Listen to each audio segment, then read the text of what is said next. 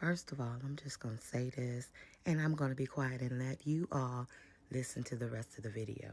Now, first of all, she knew she was going on a quote-unquote road trip. Why the hell didn't she have her identification? That is what's bothering the hell out of me. Okay?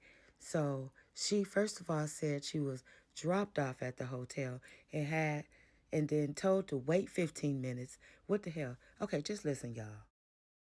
Once I got there, I was then informed that her procedure was being done across the border.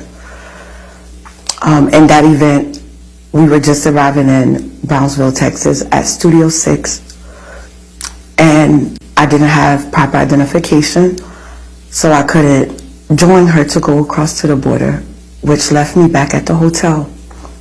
So because you didn't know you'd be you didn't know you'd be going out of the country, you didn't know you'd be going to Mexico, you didn't bring ID with you. Did you travel with her and the others to Brownsville, or did you meet them there?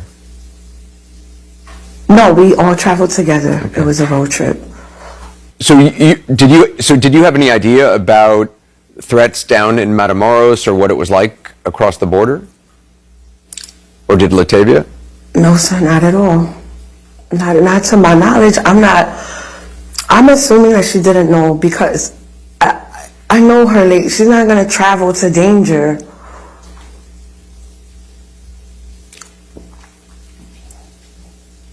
Did you actually try to cross the border with them and were turned away, or did you just realize before even trying that you didn't have ID? No, she told me that when I told her I didn't have my ID with me, they dropped me off at the hotel and said that they would return in 15 minutes. That's why I was so worried and in fear, because it didn't seem right. 15 minutes had gone by, they were not there. So how long did you wait after 15 minutes? I mean, it must have been agonizing. When they dropped me off at the hotel, I had got into the shower. I showered and I laid on the bed. I think I was exhausted from, the long hours, the long ride. So I ended up falling asleep. I woke up and it was already 5 o'clock in the afternoon. So from 9 to 5, I went down to the office, the clerk in the hotel, and I asked him, had my friends come back or attempted to, come in and out the hotel, come back to the hotel. And he told me no. So I called my boyfriend, I called Tay's brother, and I said, something's not right. And I text my roommate. I said, something's not right. 9 o'clock got here, 12 o'clock got here, midnight, and then now we're into Saturday morning at 10:23. It's literally a few minutes before checkout. I'm like, there's no way. I called the cops immediately. And I know you had their luggage, you had their things. Is that right? I had 3 of the 3 male victims' belongings. I retrieved it after it became 11 o'clock. At what point did you learn about what had actually happened? When did you see the video? They sent it to me, I think, it had to be between Saturday night and Sunday morning, the wee hours.